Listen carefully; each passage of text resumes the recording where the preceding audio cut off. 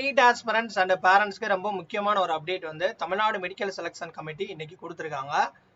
அதாவது தமிழ்நாடுடைய MBBS BDS counselling யாரெல்லாம் apply பண்ணீங்களோ தயவு செய்து இந்த வீடியோ ஸ்கிப் பண்ணாம பாருங்க. அது மட்டும் இல்லாம நீங்க பாக்குறது BDS doctor YouTube channel. So நம்ம சேனலை புதுசா பாக்குறவங்க சப்ஸ்கிரைப் பண்ணி வச்சுக்கோங்க.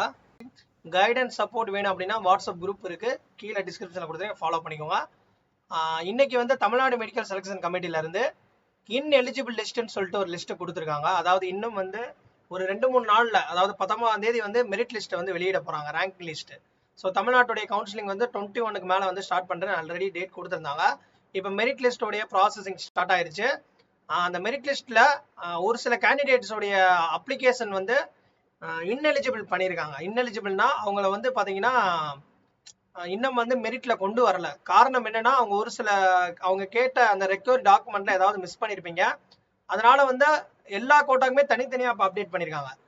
சிஎம்சி 20% அப்ளை பண்ணவங்க செக் பண்ணுங்க, ஃபர்ஸ்ட் இருக்கு. அதே மாதிரியே கவர்மெண்ட் ஓசி category, ex service man, PWD, general eligible, அப்புறம் மேனேஜ்மெண்ட் லிங்குஸ்டிக் மைனாரிட்டி, அப்புறம் மேனேஜ்மெண்ட் கோட்டா.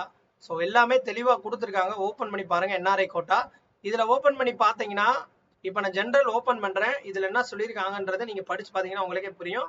இதுல உங்களுடைய அப்ளிகேஷனை ஓப்பன் பண்ணி 17ஆம் தேதி காலையில 10 மணிக்குள்ள என்ன டாக்குமெண்ட்ஸ் வந்து நீங்க மிஸ் பண்ணீங்க, எதனால வந்து உங்க இன்எலிஜிபிள் பண்ணாங்க, அதை வந்து நீங்க ஓப்பன் பண்ணி செக் பண்ணி அதை அப்லோட் பண்ண சொல்லிடுறாங்க.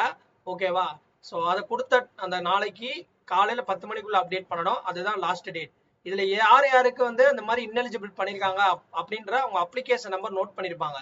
நீங்க ஏற்கனவே அப்ளிகேஷன் போட்டிருந்தீங்கன்னா உங்ககிட்ட அப்ளிகேஷன் இருந்துச்சுன்னா அந்த அப்ளிகேஷனை ஓப்பன் பண்ணி தயவு செய்து உங்களுடைய அப்ளிகேஷனை ஓப்பன் பண்ணி பாருங்க.